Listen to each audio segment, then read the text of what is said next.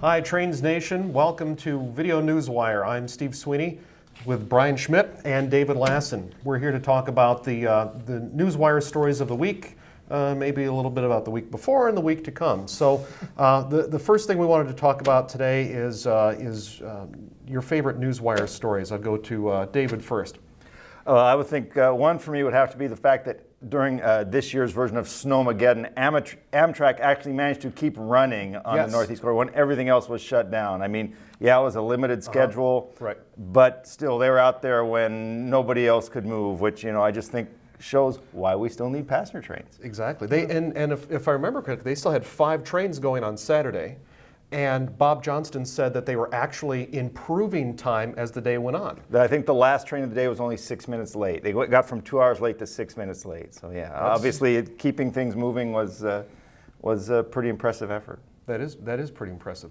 Brian, what was your favorite story of the week so far? Steve, I gotta say it was seeing the new car shells for the All Aboard Florida or Brightline, whatever you want to call it, the passenger service that came out of Siemens in California this week. This is really the first thing that we can point to and say this is going to happen.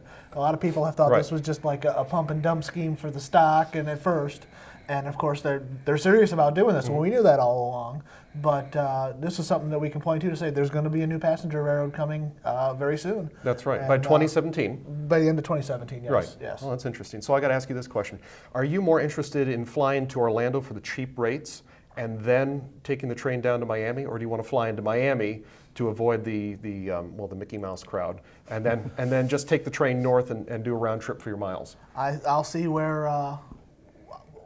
The photography is going to be best. Okay. I'm more interested in seeing it than writing it. So we'll base that on the trackside time rather than the being on the train. Okay, I got you. I got 2 stories for you guys this week. The first one was actually left over from last week, but we finally picked it up on Monday. BART, Bay Area Rapid Transit, had a shooting on the train, which is really unfortunate. We don't like to hear about those things. But apparently there was controversy because the camera that was supposed to record everything that was on the train was a fake camera. It was just an empty housing. So now BART is apparently going to go back and fill in all of the camera housings with real cameras soon. We'll see exactly what that is. And the other one that kind of touched my heart, the Isle of Mann, in between Ireland and the UK, in northwestern Europe, is losing its original horse car line, which is really interesting because they were still commuting by horse and car. I guess it was more of a tourist thing, but which reminds me, Brian, you're going to be going on our Ireland-UK trip. Yeah. But you weren't going to see the horse car line, right? Well, we're not now. I know that. Right.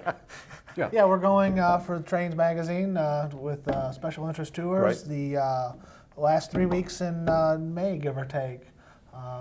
So you'll be out of the office for 3 weeks. Yeah, I'll be out of the office for 3 weeks. That's probably the greatest achievement out of this. That's right. You know, I'm really looking forward to the National Railway Museum in New York. Yes. And all their little satellite campuses that they have too. But it's just to see this collection and to hopefully get a grasp, to hopefully see a whole country's railroad history in a couple days. That's really what I'm looking forward to, is to get a better understanding of what goes on over there. I understand they're setting up some really nice special things at the museum for our tour too. I would certainly hope so. I believe it. For our readers, yes. It's more information on Train's website. You'll see slider boxes, what we call slider boxes, 1, 2, 3, 4, 5 on the homepage. So the last thing I wanted to get to was Canadian Pacific, Norfolk Southern. It's still going. There's nothing happening, but there's a lot of talk.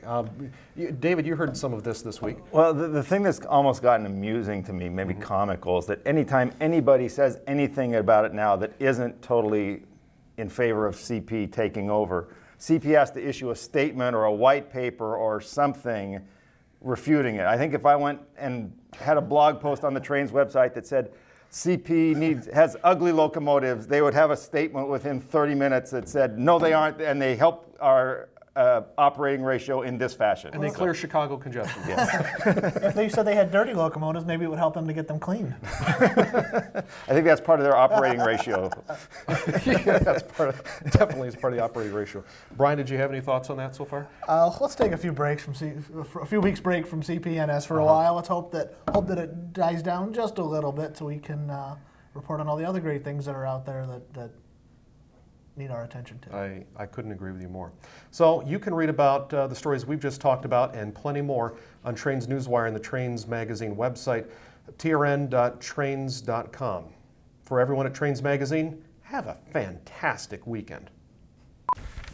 Fearless Leader, would you like to tell us how it was at Wick Mormon's retirement party last night? Well, I'll tell you, Steve. It was one heck of a good time. It was a shindig with all the right people in all the right places, and I was just glad we could be part of it. Well, I'm glad to hear that, Jim. So you're on your way back now from Norfolk, is that right? No, Steve, you got to say Norfolk. That's just the way it is.